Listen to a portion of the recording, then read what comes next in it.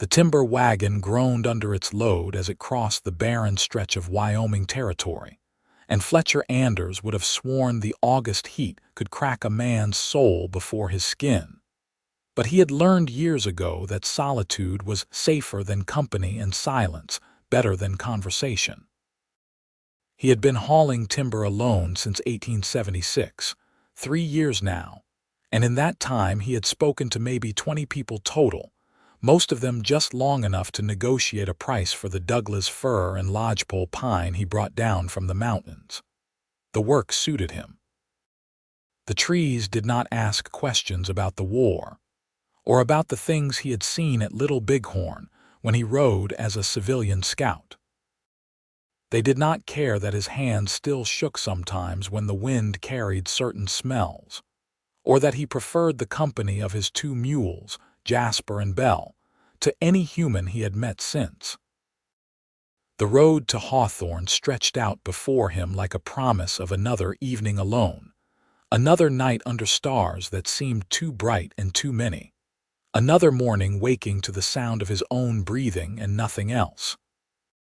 He had a route he followed religiously through the Wyoming wilderness, cutting timber in the mountains, processing it with his own hands and tools, then hauling it to the growing settlements that needed lumber for their expanding ambitions. Hawthorne was his most regular stop, a town that had sprung up along the railroad route and seemed determined to prove its permanence with every new building. They always needed timber. Fletcher always provided it. The transaction required minimal conversation, which was exactly how he preferred it. The heat shimmered off the packed earth road, making the horizon waver like water. Jasper snorted, tossing his head, and Fletcher was about to tell him to settle when he saw what had caught the mule's attention.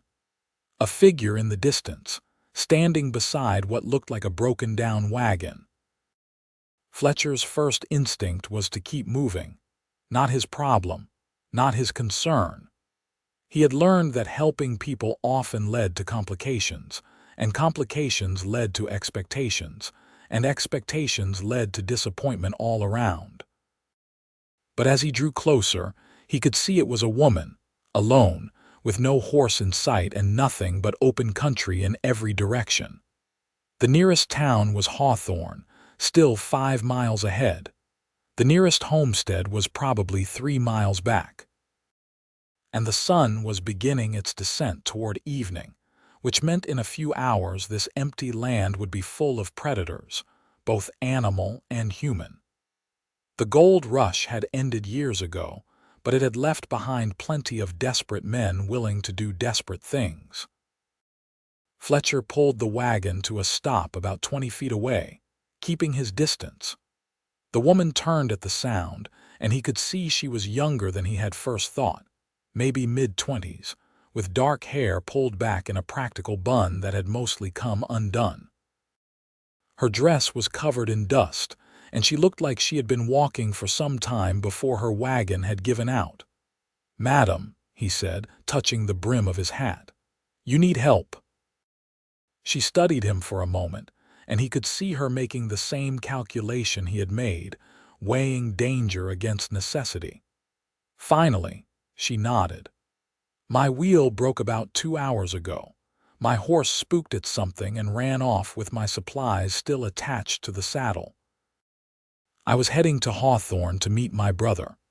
Her voice was steady despite what must have been a frightening situation. Fletcher appreciated that. He climbed down from his wagon, moving slowly so as not to alarm her, and walked over to inspect the damage. The wheel was not just broken but completely shattered, probably hit a rock or a hole in the road. There was no fixing it here. "You are not going anywhere in this wagon," he said. "I can take you to Hawthorne. It is about 5 miles ahead." She hesitated, and he understood. Getting into a wagon with a strange man in the middle of nowhere was a risk, but staying here was a certainty of danger. "I am Fletcher Anders," he said. "I haul timber. I go to Hawthorne 3-4 times a month. People there know me. You can ask anyone when we arrive." "Rebecca Kane," she said. and I appreciate the offer. I do not have much choice, do I? Not really, he said honestly. You have anything in the wagon you need to bring? She retrieved a small carpet bag and a leather satchel, then accepted his hand to climb up onto the bench seat of his timber wagon.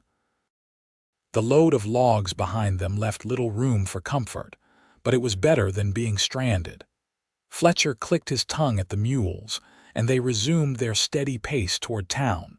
For the first mile, neither of them spoke. Fletcher was content with the silence, and Rebecca seemed lost in her own thoughts. But then she said, "How long have you been hauling timber?" 3 years, he said. "Since '76. You work alone?" "Yes." "That must be lonely," he considered that. "It is quiet." Quiet and lonely are not the same thing. He glanced at her, surprised by the observation. Most people did not notice the difference. "No, they are not." She seemed to take that as encouragement. "My brother moved out here last year to work for the railroad. He has been writing me letters about how Wyoming is full of opportunity, how it is a place where people can build something new. So I saved up money from working in a dress shop in Philadelphia, and I bought a train ticket west. I was supposed to meet him in Hawthorne 3 days ago, but there was a delay with the trains, and then I hired a wagon to make the last leg of the journey, and, well, here I am." "Your brother will be worried," Fletcher said. "Probably frantic by now," Rebecca admitted. "Thomas is protective. He is older than me by 4 years, but he acts like it is 20.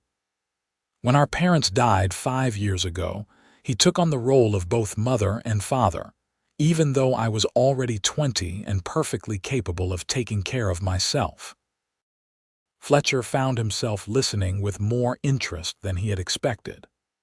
There was something about the way she spoke, with a mixture of fondness and exasperation, that made him think of families and connections he had long since left behind. His own parents were dead too, killed in a farm accident when he was 17. He had drifted after that, trying to find his place in a world that seemed determined to be indifferent to his existence. "What about you?" Rebecca asked. "Do you have family in Hawthorne?" "No family," he said simply. "None at all, not anymore." She seemed to understand that was all he was willing to say on the subject, so she let it drop. They continued in silence for another mile, but it was a different kind of silence now, less awkward and more companionable. Fletcher found himself noticing small things about her. The way she kept brushing back a strand of hair that had escaped her bun. The way she sat up straight despite what must have been exhaustion and discomfort. The way she looked at the landscape with curiosity rather than fear. When they finally saw Hawthorne in the distance, the sun was touching the horizon, painting the sky in shades of orange and purple that would have been beautiful if Fletcher had allowed himself to care about such things. The town was larger than when he had first started coming here, with more buildings and more people. He could see the railroad tracks cutting through the center of town, the station house with its distinctive peaked roof, the main street lined with businesses, and beyond that, the scatter of homes and homesteads that marked the edges of civilization. He guided the wagon down the main street, acutely aware of the attention they were drawing. Fletcher Anders was known in Hawthorne, but he was known as the silent man who brought timber and then disappeared back into the mountains. He was not known for bringing young women into town. People were going to talk. He told himself it did not matter. "Where does your brother work?" he asked. "He is a clerk at the railroad office," Rebecca said, scanning the buildings. "There, that must be it." Fletcher stopped the wagon in front of the railroad office, a sturdy wooden building with a sign that declared it the property of the Union Pacific Railroad. Before Rebecca could even climb down, the door burst open and a man came running out, his face a mixture of relief and worry. "Rebecca." "Thank God." He reached up to help her down, checking her over like he expected to find injuries. "What happened? Where is your wagon? Who is this?" Thomas, I am fine, Rebecca said, laughing a little at his intensity. My wagon broke down on the road. This is Mr. Fletcher Anders. He gave me a ride into town. I would still be stranded out there if not for him. Thomas turned to Fletcher, and his expression shifted from worry to gratitude. He was a thin man with wire-rimmed spectacles and the ink-stained fingers of someone who spent his days with paperwork. Mr. Anders, I cannot thank you enough. If something had happened to my sister, I would never have forgiven myself for bringing her out here. She is fine, Fletcher said. That is what matters. Please let me pay you for your trouble, Thomas said, reaching for his wallet. No need, Fletcher said. He was already gathering the reins, preparing to move on. His business in Hawthorne could wait until morning. Wait, Rebecca said. She had climbed down from the wagon and was standing there looking up at him with an expression he could not quite read. Will you be in town tomorrow? I would like to thank you properly, maybe buy you a meal. Every instinct Fletcher had told him to refuse. Accepting would mean more conversation, more connection, more risk of letting someone into the careful isolation he had built around himself. But there was something in her eyes, a genuine warmth that he had not seen directed at him in a very long time, and he found himself saying, I will be at the lumber yard in the morning, delivering this load. Then I will find you, she said, smiling. He nodded and drove the wagon away before he could say anything else. As he headed toward the edge of town where he usually made camp for the night, he told himself that she probably would not come. People said things in the moment and then forgot about them. It was better that way. But the next morning, as he was negotiating the price for his timber with Jim Henderson, who ran the lumber yard, he saw her walking toward them carrying a basket. She was wearing a different dress, this one a simple blue cotton that looked much cleaner than yesterday's dusty travel clothes, and her hair was properly pinned up now. She looked rested and determined. Mr. Anders, she called out, I hope I am not interrupting business. Jim Henderson grinned, clearly delighted by this unexpected development. Jim was a good man, honest in his dealings, but he loved gossip more than was probably healthy. Not at all, Miss Kane. Fletcher and I were just finishing up. As always, his timber is excellent quality. I will have the money for you this afternoon, Fletcher. Appreciate it, Jim, Fletcher said. I brought breakfast, Rebecca said, holding up the basket.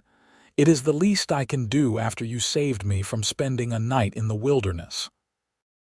Fletcher hesitated, but Jim was already laughing and waving him away.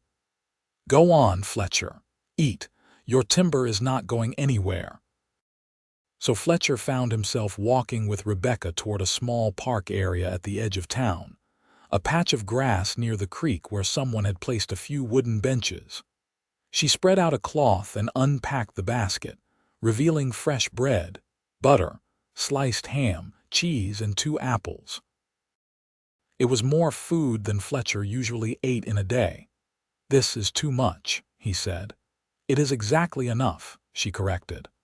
I had breakfast already at the boarding house where Thomas has me staying. This is all for you. They sat on one of the benches, and Fletcher ate slowly, trying to remember the last time someone had prepared food specifically for him. Rebecca watched the creek, which was running low in the August heat, and seemed content not to fill every moment with conversation. Finally, she said, Thomas told me that you are known as the most reliable timber supplier in this part of Wyoming. He said people trust your work. I do good work, Fletcher said. It was not boasting, just fact. I can see that. The logs on your wagon were perfectly cut, all the same size. That takes skill, he shrugged. It takes patience. And you have been doing this alone for 3 years. Yes. Why alone? The question was direct, and he appreciated that. Easier that way. Easier how? No one to disappoint, no one to let down. Rebecca turned to look at him fully. That sounds like something a person says when they have been disappointed and let down themselves. Fletcher met her eyes. They were brown, he noticed, a warm brown like good soil. Maybe. I am not trying to pry, she said. I just think that working alone in the wilderness for 3 years must be hard, and I wonder if it is what you really want or if it is just what feels safest. He did not know how to answer that, so he finished his bread and took a bite of apple. The fruit was crisp and sweet, probably shipped in from somewhere with better orchards. After a moment, he said, "What about you? You left Philadelphia, left everything you knew to come out here to a brother who works for the railroad. That must have been scary." "Terrifying," she admitted, "but also necessary. Philadelphia, after my parents died, felt like a museum of memories. Everywhere I looked, I saw something that reminded me of them. The shop where my mother bought her ribbons. The corner where my father would wait for me after church. The apartment we all shared that felt too empty with just me in it after Thomas left. I needed to build something new, to create memories that were mine instead of just living in the shadow of what was." Fletcher understood that more than she probably realized. Building something new is hard. "Yes," she said, "but so is living in the past." They sat in silence for a while after that, and Fletcher found it was that comfortable kind of silence again, the kind where two people did not need to fill every moment with words. When the food was gone and Rebecca packed up the basket, she said, "When will you be back in Hawthorne?" 2 weeks, probably. Depends on how long it takes to cut and haul the next load. Will you come find me when you are back? I would like to hear about the mountains. Thomas says they are beautiful, but he has never been up there himself. Fletcher knew he should say no. He knew that every interaction with her was a thread connecting him to something he had been avoiding for 3 years. But instead, he said, "All right." Her smile was brighter than the morning sun. "Good, I will look forward to it." Over the next few months, a pattern developed. Fletcher would spend 2 weeks in the mountains, cutting timber with the careful precision that had earned him his reputation, processing the logs, and loading them onto his wagon. Then he would make the journey down to Hawthorne, deliver his timber, and somehow find himself sitting on that same bench by the creek with Rebecca, sharing a meal and talking about things that ranged from the trivial to the profound. He learned that she had found work in Hawthorne doing alterations for Mrs. Patterson, who ran the dress shop. He learned that she loved to read, but had left most of her books behind in Philadelphia because they were too heavy to bring. He learned that she had a sharp sense of humor that caught him off guard sometimes, making him laugh in a way that felt rusty from disuse. He learned that she was curious about everything, asking questions about the timber business, about the mountains, about the trees themselves, about what it was like to work in solitude. And slowly, carefully, he told her things he had not told anyone. About Little Bighorn and the guilt he carried from surviving when so many had not. About the nightmares that still came sometimes. About his parents and the farm that was sold off after they died. About the feeling that he had been drifting through life without an anchor until he found the timber work, which at least gave him purpose even if it did not give him peace.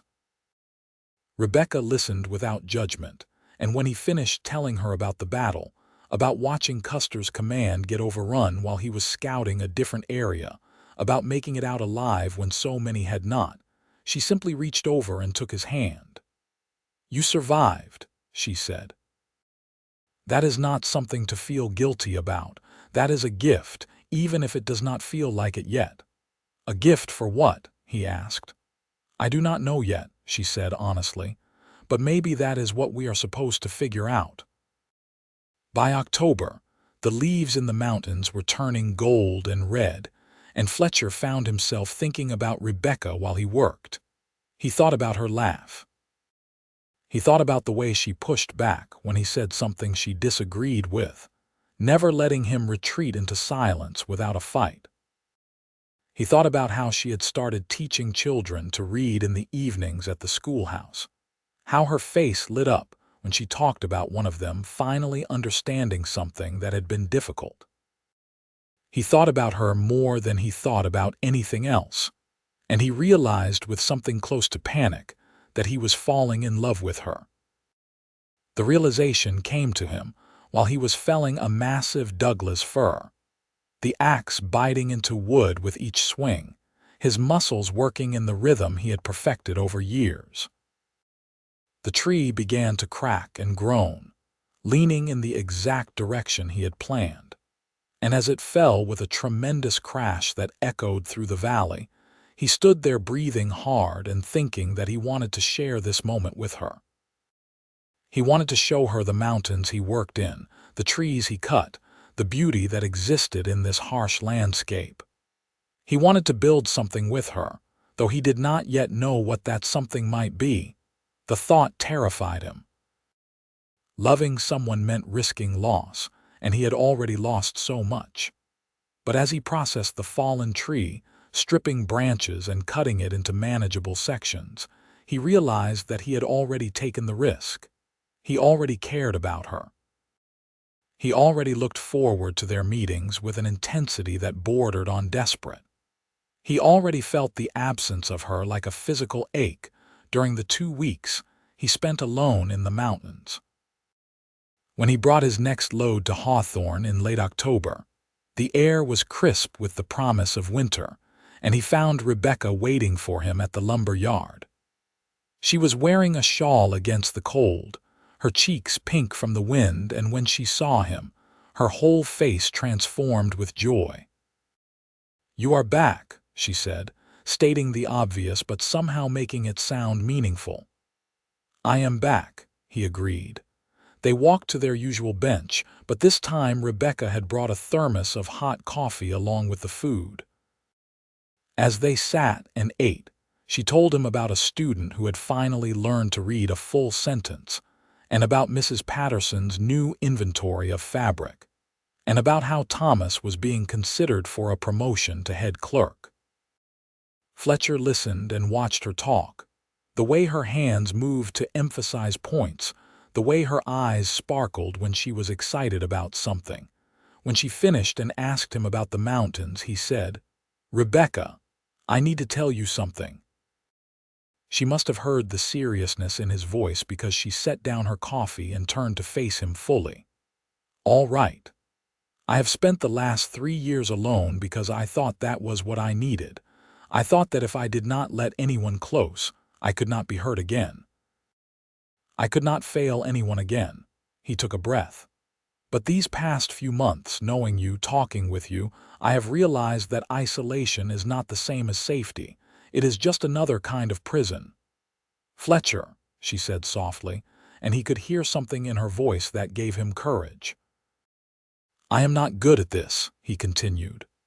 "I am not good at talking about feelings or saying the right things, but I care about you, more than I thought I could care about anyone, and I wanted you to know that." Rebecca was quiet for a moment, and in that silence, Fletcher felt every fear he had ever had about opening himself up to another person. But then she smiled, that bright, genuine smile that he had come to treasure, and said, "I care about you too.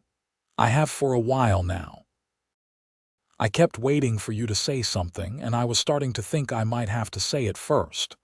"You could have," he said, feeling a rush of relief so intense it made him dizzy. "I could have," she agreed, "but I am glad you did." They sat there grinning at each other like fools, and then Fletcher did something he had not done in 3 years. He reached out and took her hand, not in comfort or friendship, but in promise. Her fingers intertwined with his, and it felt like the most natural thing in the world. "So what do we do now?" he asked. "Well," Rebecca said thoughtfully, "I suppose we figure out how to build something together. That is what this is it not, building?" "I only know how to build with timber," he said. "Then we will start there," she said. "Show me what you do, Fletcher." Take me to the mountains and show me the work that matters to you. I want to understand all of it." The idea was so unexpected that he just stared at her. "It is rough country. The work is hard. I live in a tent most of the time. I grew up in Philadelphia and survived the journey west in a wagon that broke down in the middle of nowhere," she said. "I think I can handle rough country." "It would not be proper," he said, though the excuse sounded weak even to him. "You being out there with me alone." "Then we will not be alone," she said practically. "Thomas can come too. He has been wanting to see the mountains anyway, and he is protective enough that no one could say anything improper was happening. We could go for a week, just to see what your life is like up there." "Unless you do not want me there, I want you there," he said, and meant it with an intensity that surprised him. "I want to show you everything." So 2 weeks later, when Fletcher headed back into the mountains, he was not alone. Thomas Kane rode beside him on a rented horse, looking nervous but determined, and Rebecca sat on the wagon bench next to Fletcher, bundled in warm clothes and looking at the rising peaks with undisguised excitement. The October air was cold enough that their breath fogged, and there was frost on the ground in the mornings, but the days were still clear and beautiful. Fletcher led them to his main camp, a sheltered spot in a valley where a creek provided fresh water and a stand of old-growth timber offered both material and protection from the wind. He had a large canvas tent set up there, along with his tools and equipment. Over the years, he had built up a good operation. He had felling axes and crosscut saws, wedges and splitting mauls, a small forge for sharpening and repairs, and a sturdy workbench for processing lumber. Thomas looked around with the wide eyes of someone who had spent his life in cities and offices, but Rebecca immediately started asking questions. How did he choose which trees to cut? How did he know they would fall in the right direction? How long did it take to process a single tree? What was the difference between the various types of wood? Fletcher answered each question patiently, and then he showed them. He showed them how to rate a tree before cutting it, looking at the lean and the weight distribution. He showed them how to make the undercut and the back cut, creating a hinge that guided the fall. He showed them the moment when a tree committed to falling, that instant when tons of wood began moving with unstoppable momentum. Rebecca watched with complete focus, and when the tree finally crashed down exactly where Fletcher had planned, she laughed with delight.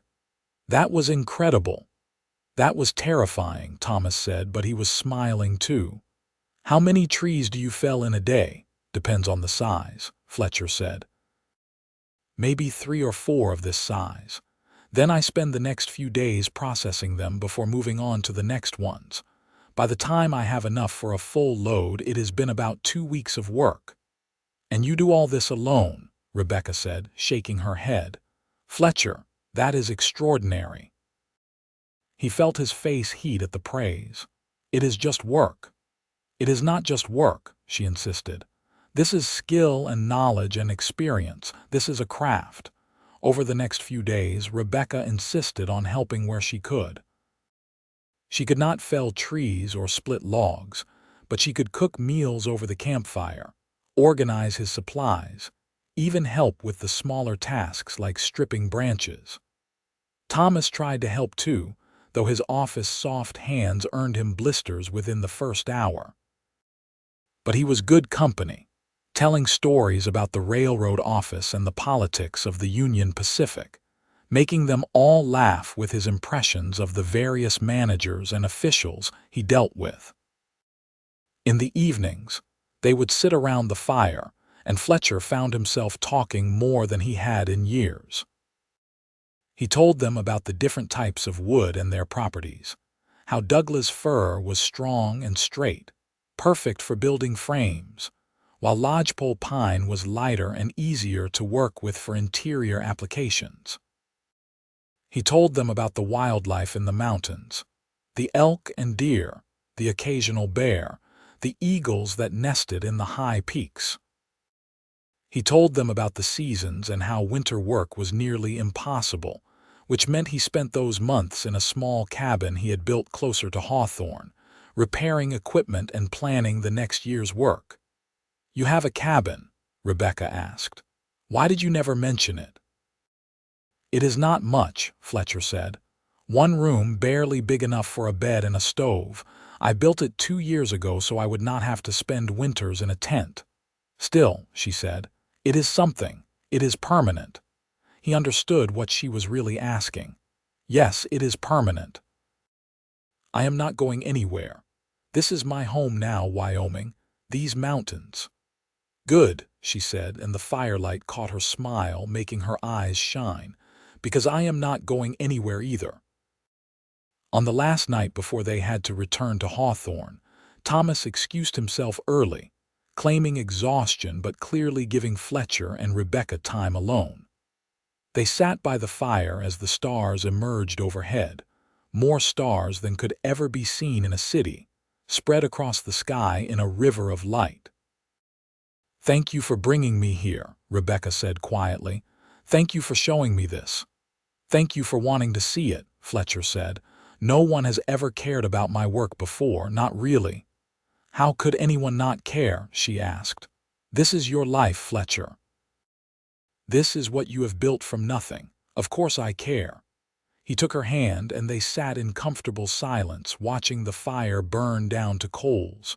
Finally, he said, "I have been thinking." "About what?" "About building something.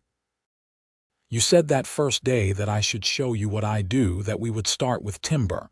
But I have been thinking about what else I could build, what we could build together." Rebecca turned to look at him, her expression serious. "What did you have in mind?" "A house," he said. "A real house, not just a one-room cabin, something with rooms for living, for growing, somewhere permanent." He hesitated, then pushed forward. "Somewhere for a family eventually, if that is something you might want." She was quiet for a long moment, and Fletcher felt his heart hammering. Maybe he had moved too fast, assumed too much. But then she said, "Is this a proposal, Fletcher Anders?" "It is a bad one if it is," he admitted. "I do not have a ring. I have not talked to your brother. I am doing everything wrong." "You are not doing anything wrong," Rebecca said, and her voice was thick with emotion. "You are doing everything right. Yes, Fletcher. Yes, I want to build a house with you. Yes, I want a family with you. Yes to all of it." He kissed her then, his first real kiss in years, maybe his first real kiss ever that meant something. Her lips were soft and warm, and she tasted like the coffee they had been drinking and the wood smoke from the fire. When they pulled apart, they were both grinning like idiots. "I have to do this properly," Fletcher said. "I have to talk to Thomas. I have to get a ring. I have to plan something better than a proposal by a campfire." "I like the campfire proposal," Rebecca said. "It is very us." But Fletcher insisted, and so when they returned to Hawthorne, he did things the right way. He asked Thomas for permission to court his sister with the intention of marriage. Thomas, who had clearly seen this coming, agreed immediately but warned Fletcher that if he hurt Rebecca, there would be consequences. Fletcher assured him that hurting Rebecca was the last thing he would ever do. He used some of his savings to buy a ring from the jeweler in Hawthorne, a simple gold band with a small ruby that the jeweler swore had come from a mine in Colorado.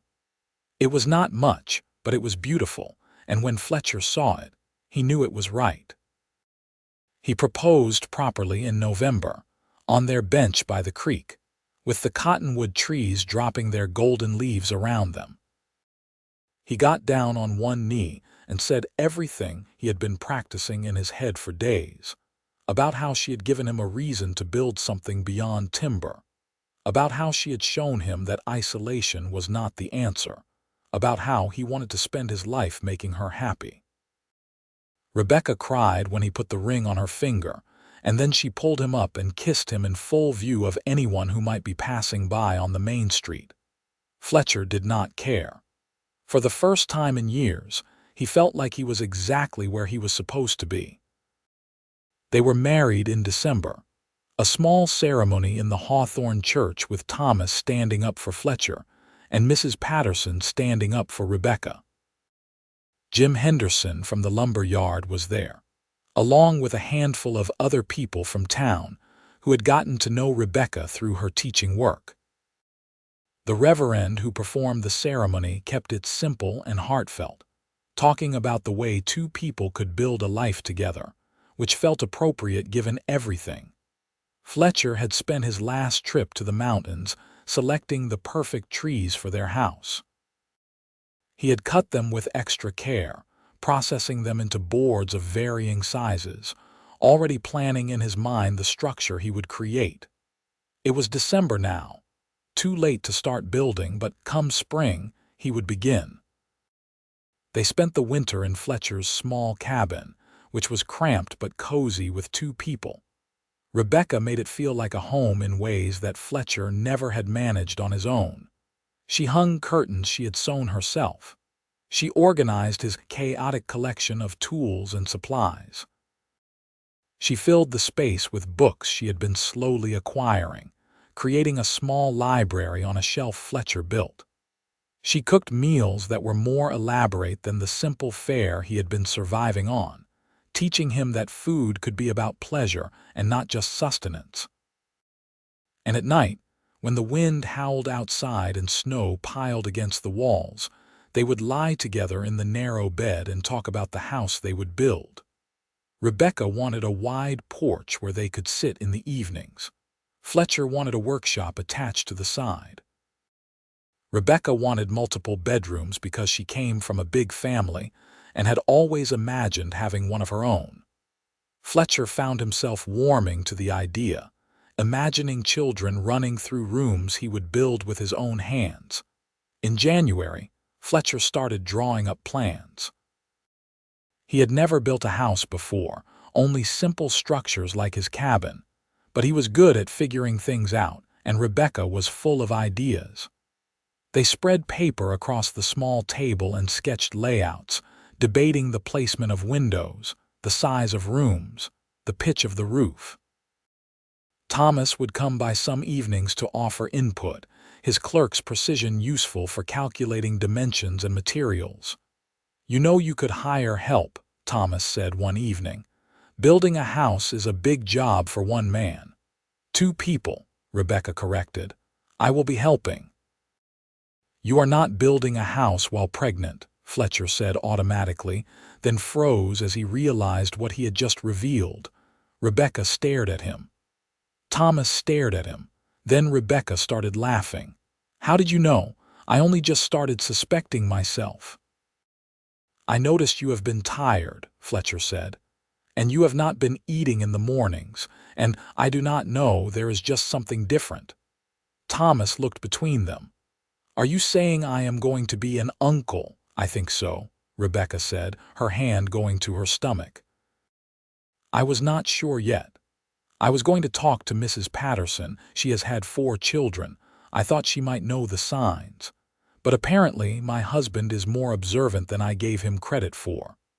Fletcher felt a wave of emotion so intense he had to sit down. Fear because bringing a child into the world was terrifying. Joy because a child with Rebecca felt like the completion of something he had not known he was missing. Determination because now he absolutely had to build that house, had to create something safe and permanent for his growing family. "We are going to need help building," he said finally. "Thomas is right. I want the house done before the baby comes." "When would that be?" Thomas asked. "August, maybe September," Rebecca guessed, "if I am calculating right." "Then we start building in April as soon as the ground thaws," Fletcher said. "We will hire a crew. I will sell extra timber to pay for it. We will make this happen." And they did. When spring arrived and the snow melted, Fletcher and Rebecca and a crew of 6 men began construction on the site Rebecca had chosen, a beautiful spot about a mile outside Hawthorne proper, with a view of the mountains to the west and the town to the east. The land had cost most of Fletcher's savings, but it was worth it. This was where they would raise their family. Fletcher had spent 3 years working alone, but now he found he actually enjoyed having a crew. He directed the construction, using his knowledge of timber and building to ensure everything was done right. The men respected his expertise, and he respected their labor. Rebecca was there almost every day despite Fletcher's protests, bringing lunch and water, checking on progress, offering suggestions that were often better than his own ideas. The house took shape faster than Fletcher had thought possible. By May, the frame was up. By June, the roof was on and the windows installed. By July, the interior walls were being finished, and Rebecca was already planning where furniture would go. It was a good house, solid and well built, with 4 bedrooms upstairs and a large main room downstairs that combined kitchen and living space. The porch Rebecca had wanted stretched across the entire front, wide enough for chairs and a table. Fletcher's workshop was attached to the side, giving him space for his tools and projects. There was even a small room off the kitchen that Rebecca claimed for her books, calling it a library with such delight that Fletcher would have built her a second one if she had asked. They moved in during the first week of August, though not everything was finished yet. The house still needed paint and trim work, but it was livable, and Rebecca was too pregnant to spend another night in the cramped cabin. Fletcher carried her over the threshold, a tradition she insisted on, and then gave her a tour of the house he had built for her, watching her face light up with joy at each room. Their son was born on August 28th, on a hot day when even the shade offered no relief from the heat. Fletcher paced in the main room while Mrs. Patterson and the midwife attended to Rebecca upstairs, and Thomas tried to distract him with talk of railroad business that Fletcher could not focus on. When he finally heard the baby cry, a healthy, angry sound, he took the stairs 2 at a time. Rebecca looked exhausted but radiant, holding a small bundle wrapped in a blanket she had knitted herself. "We have a son," she said. "Come meet your son, Fletcher." He approached carefully, as if the whole scene might dissolve if he moved too fast. When he looked down at the tiny red face, the small fists waving, the eyes that were trying to focus on this new bright world, he felt something in his chest crack open. This was his child, his and Rebecca's. A person who would grow up in this house, surrounded by love, never doubting that he was wanted. "What should we name him?" Rebecca asked. They had discussed names but never settled on one. Now, looking at his son, Fletcher thought about building and family and new beginnings. "What about Samuel?" "It was my father's name." "Samuel Anders," Rebecca said, testing it out. "I like that. Samuel Thomas Anders, after both his grandfather's and his uncle." Thomas, who had been watching from the doorway, wiped at his eyes. "I am honored." Samuel was a quiet baby, which Fletcher appreciated during those first exhausting weeks of parenthood.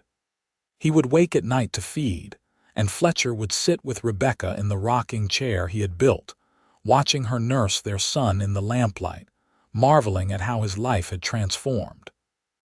3 years ago, he had been alone in the mountains, convinced that isolation was his fate. Now he had a wife he loved, a son, and a home. He had something to build beyond timber. As Samuel grew from infant to baby to toddler, Fletcher found his work changing.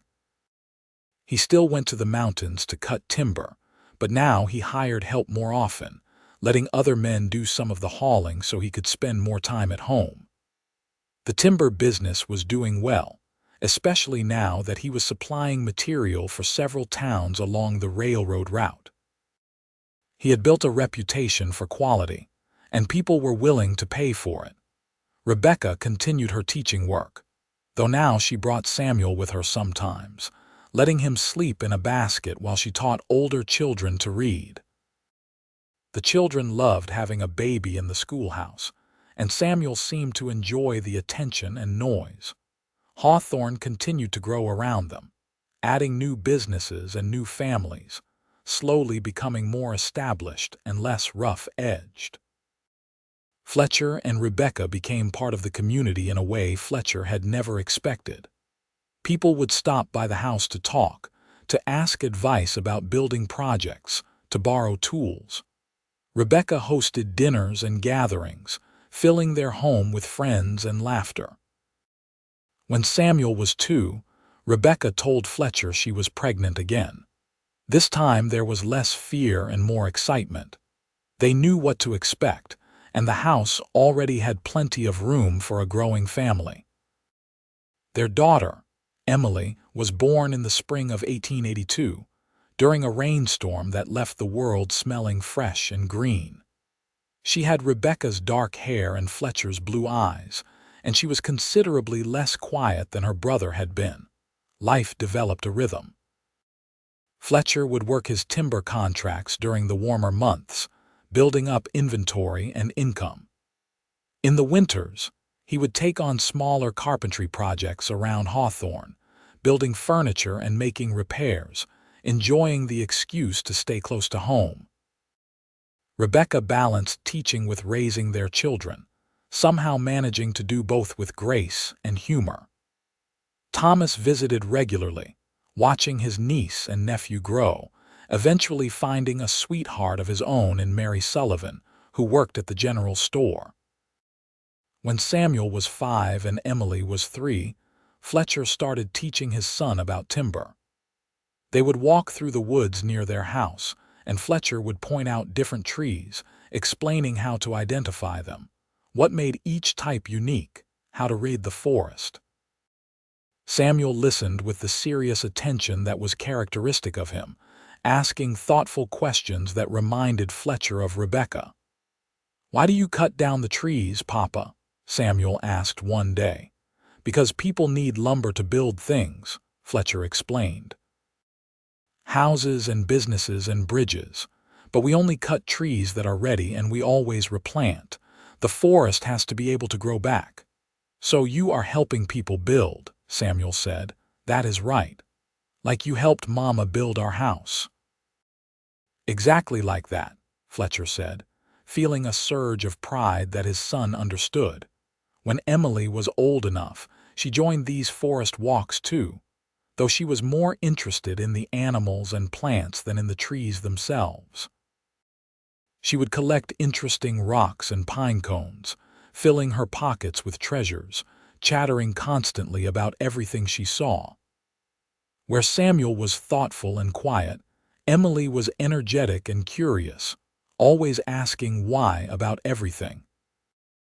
One evening, when the children were finally in bed after the usual battle over bedtime, Fletcher and Rebecca sat on their porch watching the sun set behind the mountains. These were his favorite moments, the quiet end of busy days, sitting with his wife and feeling the satisfaction of a life well lived. "You ever miss it?" Rebecca asked. "Working alone in the mountains, the solitude and silence." Fletcher considered the question seriously. "Sometimes I miss the simplicity of it. Everything was straightforward back then. Cut trees, haul timber, deliver and get paid, no complications. But I do not miss the loneliness. I do not miss feeling like I was drifting without purpose. You gave me something to build, Rebecca. Not just this house, but a life, a family, something that matters beyond the next load of timber." She leaned against him, fitting into his side the way she always did. "You gave me that too, you know. I came west to escape memories and ended up creating better ones. I came looking for a fresh start and found a home. Do you regret leaving Philadelphia? Not for a single moment," she said. "Although I do wish I had packed more books," he laughed. "You have a whole library now." "I do," she agreed. "And I have you, and I have our children, and I have this house that you built with your own hands. I have everything I did not know I was looking for."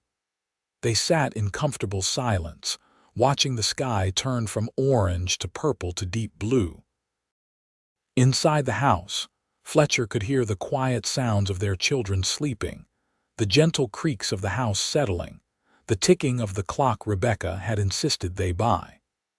These were the sounds of home, the sounds of a life he had built from nothing but timber and love and determination. In 1884, when Samuel was 6 and Emily was 4, Rebecca told Fletcher she was pregnant for the third time. This pregnancy was harder than the previous two, leaving her exhausted and sick more often than he liked. Fletcher hired a woman from town, Mrs.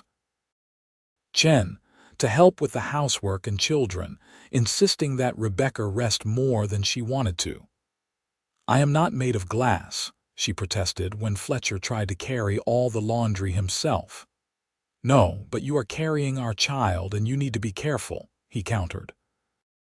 "I was not this careful with Samuel or Emily." "Humor me," he said, "please." So she rested, and slowly the sickness passed, and by late summer she was feeling better. Their second son, James, was born in December during the first big snowstorm of winter.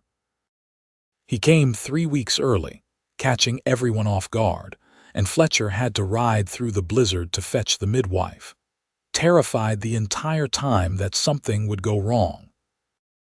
But James arrived healthy and squalling, with a set of lungs that proved immediately he was more like his sister than his brother. Fletcher held his second son, and felt the same overwhelming emotion he had felt with Samuel and Emily, that sense of being entrusted with something infinitely precious. "Our family is complete," Rebecca said, looking at their 3 children, and Fletcher agreed. Life became busier with 3 children, but also fuller.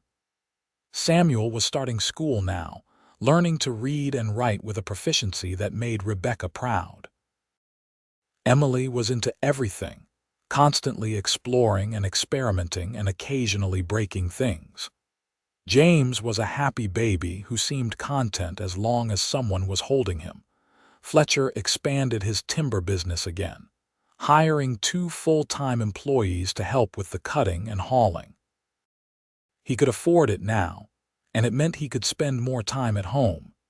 He also started taking on custom building projects, using his carpentry skills to create furniture and structures for people around Hawthorne. His reputation grew, and people came from other towns sometimes to commission work from him. Thomas married Mary Sullivan in 1885, and they built a house not far from Fletcher and Rebecca, close enough to visit regularly but far enough for privacy. Thomas had been promoted to assistant station master for the railroad, a position that came with more responsibility and better pay. He and Mary wanted children of their own, and within a year, they had their first, a daughter they named Catherine. The years passed in a blur of work and family and community. Samuel grew tall and serious, showing an aptitude for both carpentry and academics. Emily remained a force of nature, organizing the other children in town for elaborate games and adventures. James was quieter than Emily but more mischievous than Samuel, always finding interesting ways to get into trouble. Fletcher and Rebecca's marriage deepened with time, growing from that initial passionate love into something steadier but no less powerful. They had arguments sometimes, usually about money or how to discipline the children or whether Rebecca was taking on too much with her teaching. But they always talked through their disagreements, remembering that they were building something together and that required compromise and communication. In 1887, when Samuel was 9, he told Fletcher he wanted to learn the timber business properly. "I want to work with you, Papa. I want to learn everything you know." Fletcher looked at his son, recognizing the determination in his eyes. It was the same determination Rebecca had shown when she insisted on seeing his work all those years ago.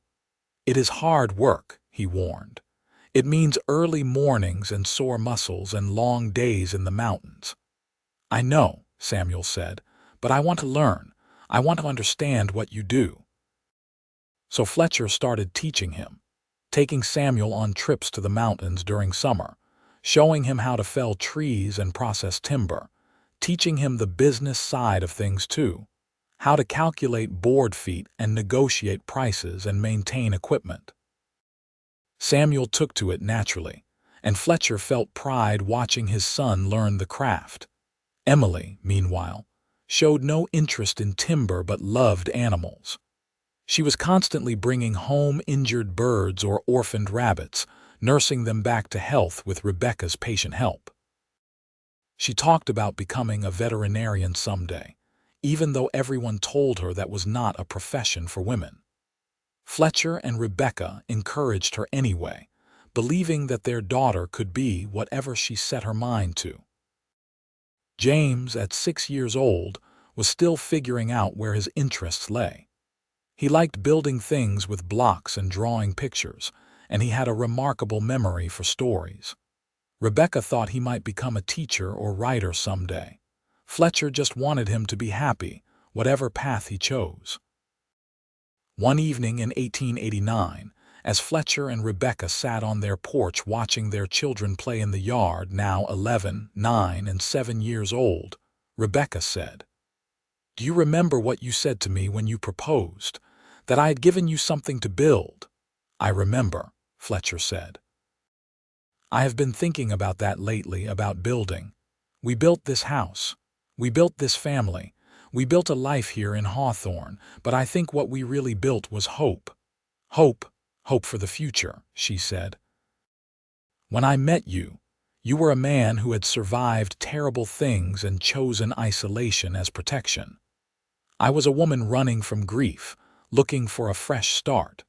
We were both just trying to survive, really. But together, we built something that is about more than survival. We built a home and a family and a future. We gave each other hope that life could be good again, that it could be better than we had imagined." Fletcher thought about that, about the scared, lonely man he had been in 1879 when he pulled his wagon to a stop beside a stranded woman. About how Rebecca had somehow seen past his isolation to the person underneath. About how she had been patient with him, drawing him out slowly, never pushing too hard but never letting him retreat completely into silence. "You are right," he said finally. "I had forgotten how to hope. I was just going through the motions, cutting timber and hauling it and collecting payment over and over because it was something to do. But I was not building toward anything. I was just existing." "And now?" she asked. "Now I am living," he said. "Now I have reasons to wake up in the morning beyond work.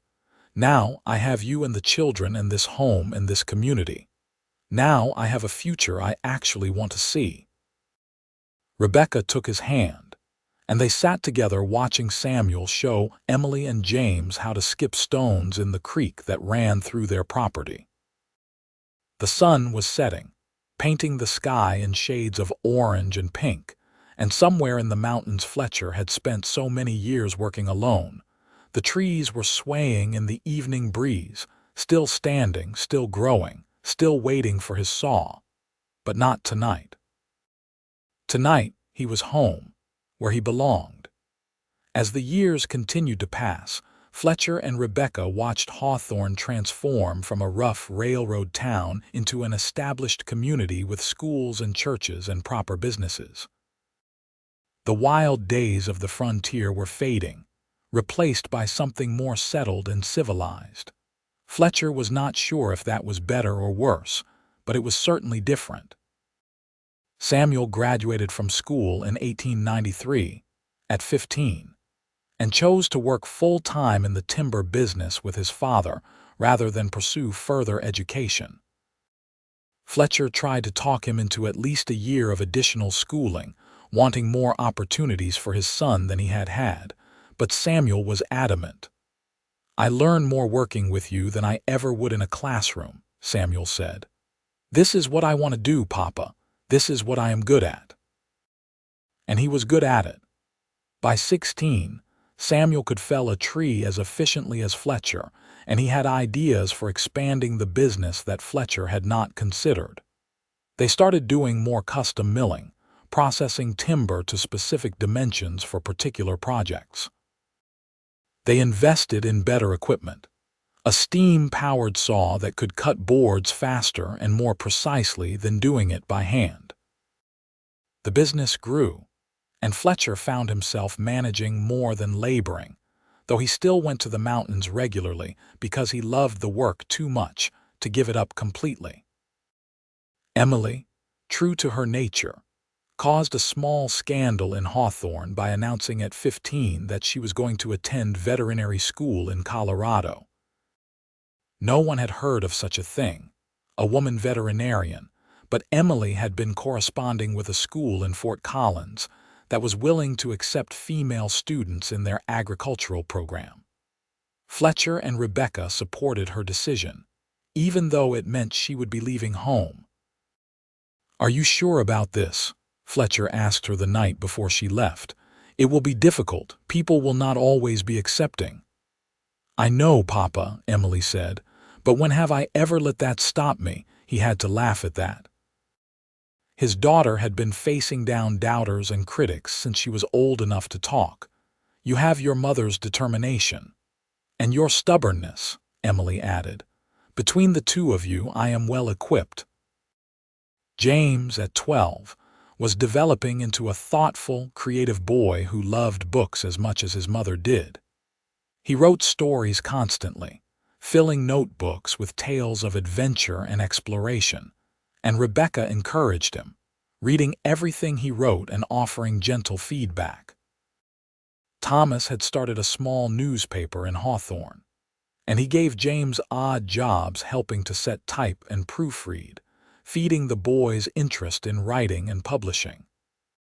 In 1895, Thomas and Mary's oldest daughter Catherine, now 10, came to live with Fletcher and Rebecca for a few months while Thomas and Mary dealt with a family emergency back east.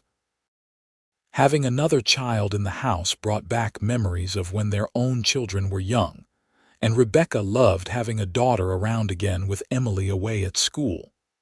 That same year, Fletcher turned 41, and Rebecca surprised him with a party that included half the town. He protested that he did not need such a fuss, but secretly he was touched. Jim Henderson from the lumber yard gave a speech about how Fletcher Anders had helped build Hawthorne, providing the timber for dozens of homes and businesses. Mrs. Patterson talked about what a good husband and father he was. Thomas raised a glass and toasted the man who had saved his sister all those years ago on a lonely stretch of Wyoming road.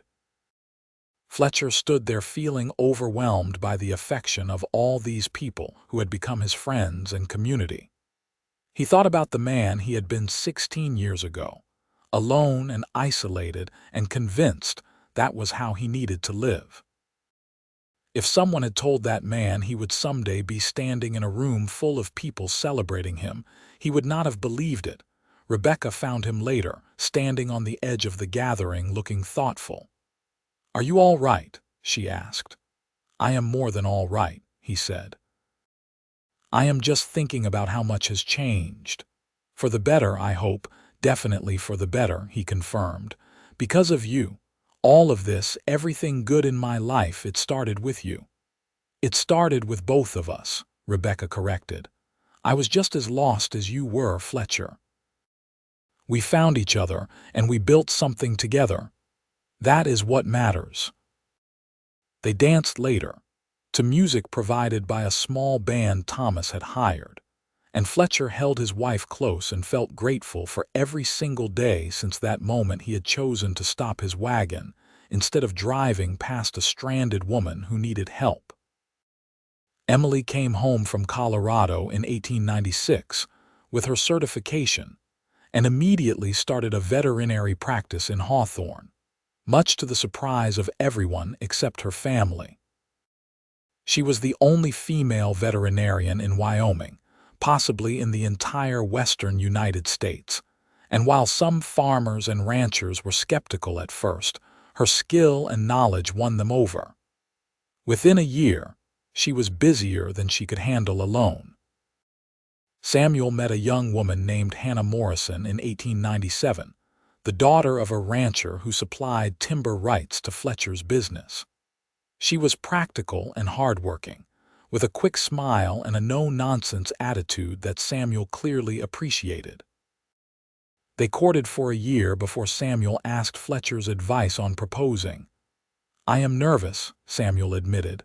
"What if she says no?" "Does she love you?" Fletcher asked. "I think so. I hope so." "Then she will say yes, and if she does not, then she was not the right person." "But I do not think you need to worry. I have seen the way she looks at you. That is how your mother looked at me, all those years ago." Hannah said yes, and they were married in 1898 in a ceremony that reminded Fletcher painfully of his own wedding 18 years earlier. Watching his son stand at the altar, pledging his life to another person, Fletcher felt the bittersweet passage of time. His children were growing up, building their own lives, and while he was proud, he also felt a touch of melancholy at how quickly it had all gone. "They grow up fast," Rebecca whispered beside him, reading his thoughts as she often did. "Too fast," he agreed. "But we did good, Fletcher. Look at them. We raised good people who know how to love and build and contribute to the world. That is everything parents can hope for." Samuel and Hannah built a house near Fletcher and Rebecca's property, and Samuel took over more of the timber business, giving Fletcher the freedom to slow down a bit. At 44, Fletcher was starting to feel the years of physical labor in his joints and muscles. He could still do the work, but it was harder than it used to be, and he recovered more slowly. James graduated from school in 1899 and surprised no one by announcing he was moving to Cheyenne to work for a newspaper there. He was 17, talented and ambitious, and Fletcher and Rebecca knew they could not hold him back even though it hurt to see him go. "I will visit," James promised, "and I will write every week." "You better," Rebecca said, hugging him tightly. "And take care of yourself, eat properly. Get enough sleep." "Yes, Mama," James said, patient with her worry. After he left, the house felt too quiet. Emily was living in town now in rooms above her veterinary practice. Samuel and Hannah were in their own home. It was just Fletcher and Rebecca again, the way it had started, and while they loved having time together, they also missed the noise and chaos of children. "We could get a dog," Fletcher suggested one evening. "We could," Rebecca agreed. "Or we could enjoy being able to have an entire conversation without being interrupted." But they did get a dog, a shepherd mix that Emily treated for an injured leg, and then convinced them to adopt. They named him Bear because he was large and brown and protective, and he became Fletcher's constant companion on his increasingly rare trips to the mountains. In 1900, on the cusp of a new century, Samuel and Hannah had their first child, a son they named Fletcher Anders after his grandfather. Fletcher held his grandson and felt the circle of life complete itself in a way that was both profound and ordinary. He was a grandfather now. Time had moved forward, as it always did, carrying him from isolation to family, from timber hauler to business owner, from lonely man to beloved husband and father. "We are going to spoil this baby terribly," Rebecca announced, looking at her grandson with undisguised adoration. "Absolutely," Fletcher agreed. Over the next few years, the family continued to grow and change. Hannah had 2 more children, daughters they named Rose and Clara. Emily eventually married a rancher named Peter Walsh, a widower with a young son who appreciated having a wife who could handle both household management and livestock health. James stayed in Cheyenne but visited regularly, and his letters home were full of stories about the newspaper business and the politics of Wyoming's growing statehood. Fletcher and Rebecca settled into a comfortable routine.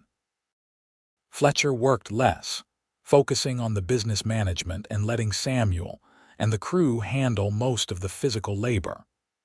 Rebecca had stopped teaching formally but still tutored children who were struggling with reading.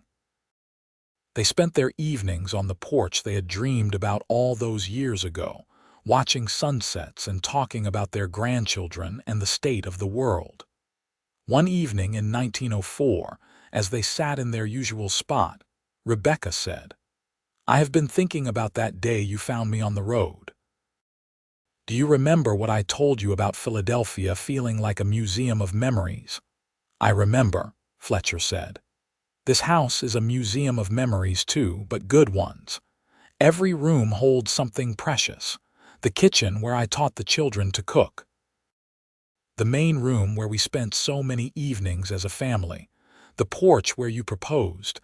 The bedroom where our children were born. Everywhere I look, I see the life we built together." "Are you saying you want to move?" Fletcher asked, alarmed. "No," Rebecca laughed. "I am saying I am grateful. I am saying that we took our individual griefs and loneliness and built something beautiful. I am saying I love you and I love this life we created." "I love you too," Fletcher said, taking her hand. "I have loved you since you asked me why I worked alone, since you did not let me hide behind simple answers. You made me want to build something, Rebecca. You gave me a reason to hope again. And you gave me a home," she said. "Not just this house, but a real home, a place where I belonged. A family I chose, and that chose me back." They sat in silence as the sun set behind the mountains Fletcher knew so well, the mountains he had spent years working alone in before Rebecca changed everything. He thought about all the timber he had hauled, all the buildings he had helped create, all the furniture and structures he had crafted with his hands. But his greatest achievement was not made of wood. It was sitting beside him, holding his hand, looking at him with the same love and warmth she had shown him for 25 years. As Fletcher grew older, he spent more time passing down knowledge to his grandchildren. Young Fletcher, who everyone called Fletch to avoid confusion, showed an interest in the timber business, and by age 8, he was accompanying his grandfather on walks through the forest, learning the same lessons Samuel had learned at that age. Rose and Clara were still young, but they loved their grandparents' house and visited often, filling the rooms with laughter. Emily's stepson, David Walsh, turned out to have a gift for working with animals that rivaled Emily's, and she began training him to take over her practice eventually. James married a woman named Alice from Cheyenne, and they started their own family, though they lived too far away for regular visits. In 1908, Samuel expanded the timber business significantly, buying logging rights to a large tract of mountain land and hiring a full crew of 20 men. Fletcher officially retired from the physical work at age 54, though he still visited the mountains occasionally for the pleasure of it. He spent more time on his woodworking, creating intricate furniture pieces as gifts for his family and friends. Rebecca's health began to decline in 1910. Nothing dramatic, just a gradual slowing down, a little less energy, a little more difficulty with tasks that had once been easy. Fletcher noticed every change, worried about every symptom, but Rebecca waved off his concern. "I am 66 years old, Fletcher. I am allowed to slow down." "You are not allowed to go anywhere," he said stubbornly. "I am not planning on it," she assured him. "But when I do, eventually, because that is just how life works, I want you to know that I have been happy. Every day with you has been a gift." "Stop talking like that," Fletcher said. "You are going to outlive me just out of stubbornness." She laughed, but they both knew that time was catching up with them. They had been married 31 years, and while that felt both impossibly long and nowhere near long enough, they could not pretend they were young anymore. Fletcher took to writing down stories for his grandchildren, accounts of his time hauling timber alone, the day he met Rebecca, the building of their house, the growth of hawthorn. He wanted them to know where they came from, to understand the journey that had led to them. One afternoon, while writing one of these stories, Rebecca came and sat beside him. "What are you working on?" "Trying to describe the mountains the way I see them," he said. "Trying to explain why the work mattered to me, even when I was alone." "Let me read it," she said, and he passed her the pages. She read in silence for a while, then looked up with tears in her eyes. "This is beautiful, Fletcher. I did not know you could write like this." "I am not sure I can," he said, "but James has been encouraging me. He says everyone has stories worth telling." "He is right," Rebecca said, "and yours is a story worth telling. A man alone, hauling timber, building things but not building a life, until a stranded woman gave him something to build." "That is exactly it," Fletcher said. "That is exactly what you did. You gave me something to build. A house, yes, but more than that. A family. A future. A reason to connect with people instead of avoiding them. You gave me my life back, Rebecca." "And you gave me mine," she said. "We saved each other, I think." Over the next few years, they both slowed down more, but they remained active in their families' lives and in the Hawthorne community.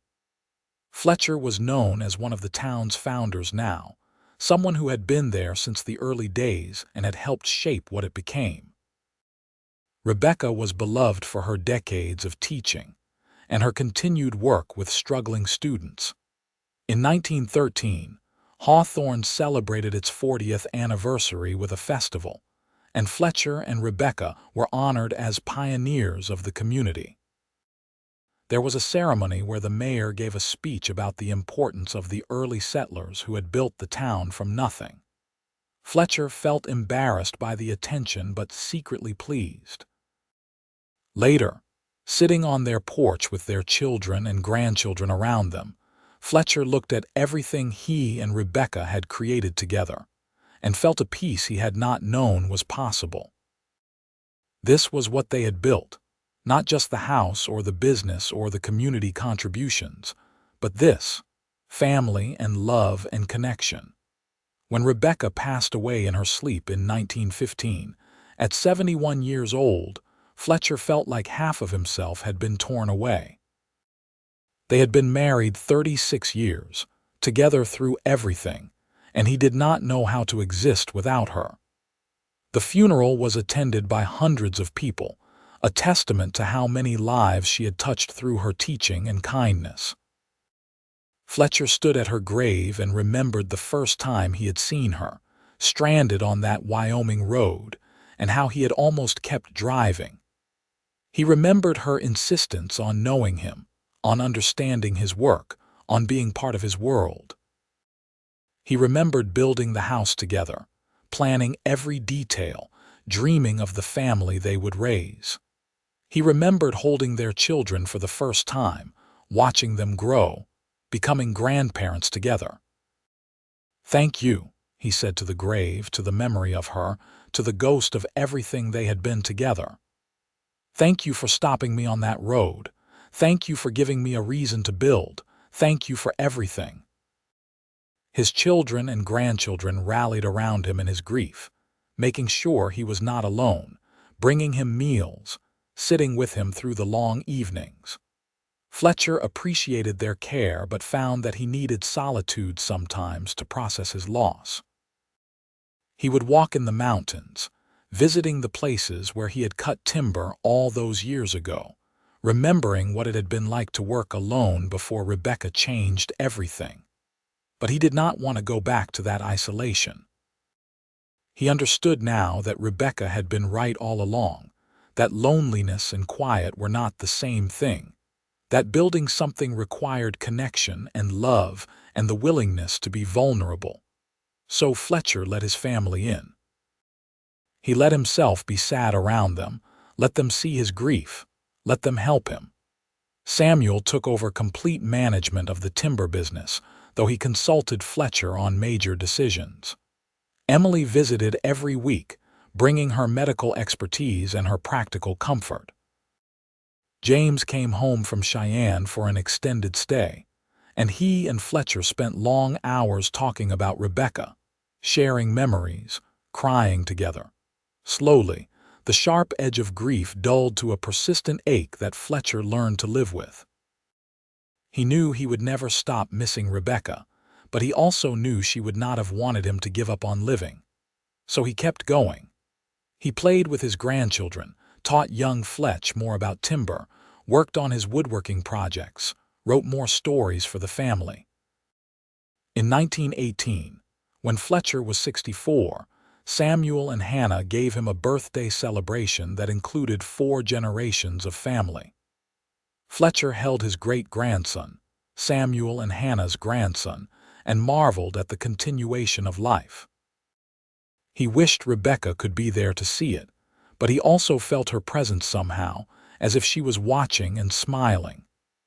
"Grandpa Fletcher," young Fletch said, now 16 and already working full-time in the timber business, "tell us the story again about meeting Grandma Rebecca." Fletcher had told this story dozens of times, but he never tired of it. He described that hot August day in 1879, the broken wagon, the decision to stop and help, the beginning of everything.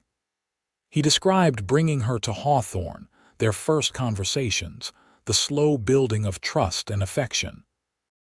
He described proposing by the creek, building the house, raising their family.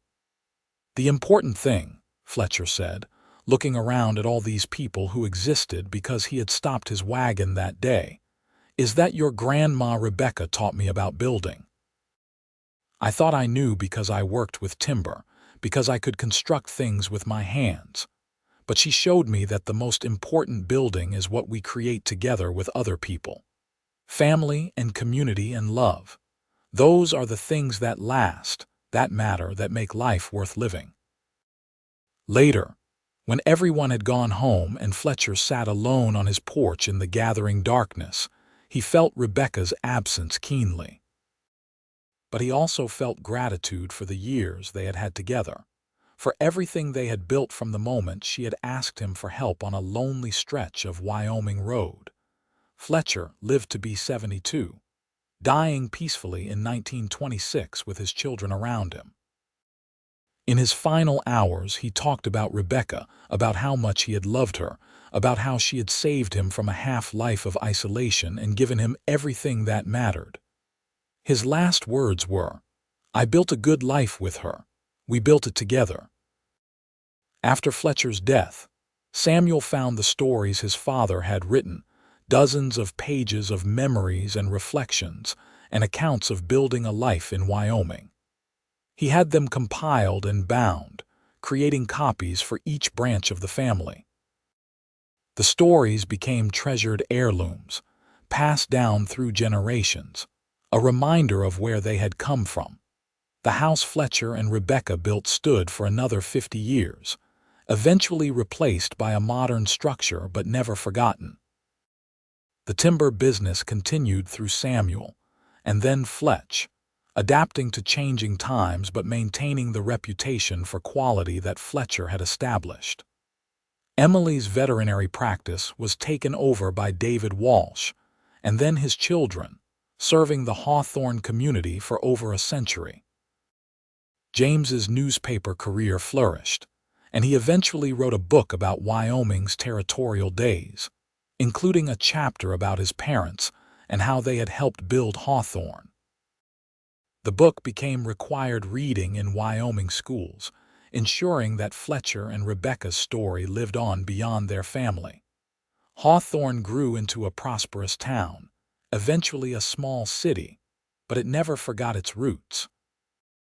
The bench by the creek where Fletcher had proposed to Rebecca was preserved and marked with a plaque. The lumber yard Jim Henderson had operated became a museum dedicated to the timber industry that had helped build the region.